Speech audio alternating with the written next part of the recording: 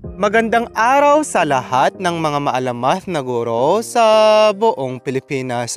This is Teacher Maalamat, magbabahagi na naman ng isang tutorial na may kaugnayan sa kagawaran ng edukasyon.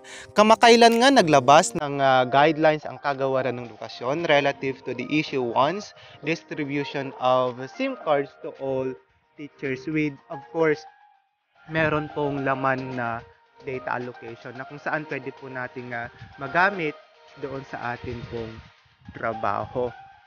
Meron din pong guidelines relative to the registration of the SIM cards doon po sa ating depedconnect.com kung saan it is required for us to register in that link para somehow patuloy po tayong maka-receive ng data allocation para doon sa SIM card nga po na ibibigay ng kagawaran ng edukasyon. Because failure to register in the link, hindi po tayo mabibigyan. Katumbas po nun yung pagkawala ng pribilehiyo po natin na makatanggap ng mga data allocation doon sa atin sa ating SIM sa mga susunod pang mga buwan. Initially, meron po itong laman na 30 or 34 gigabytes po na magagamit po natin sa loob ng isang taon. So wala pong expiration ito. Kung halimbawang ngayong buwan may allocation po tayo which is yung initial po nga po na laman po ng ating SIM na ibigay na, sa susunod na buwan kung bibigyan po tayo at hindi pa nagamit, hindi pa natin naubos lahat yung initial na laman o yung data allocation po natin, maidadagdag po. So, wala pa namang binibigay na network company kung ano bang SIM yung ibibigay, whether it is smart or kung ano man yan, nagpasalamat na lang po tayo. Nababalitaan po natin na yung mga natatanggap po ng mga kapwa nating guro ay smart. So hopefully yung SIM na atin pong matatanggap ay meron ngang signal dun sa ating lugar para somehow ma-enjoy naman po natin or magamit po natin yung SIM na ibibigay ng kagawaran ng edukasyon. Dahil alam po natin na hindi sa lahat ng areas ay merong signal ng Smart, merong signal ng Globe, or ng kung anumang network company yan.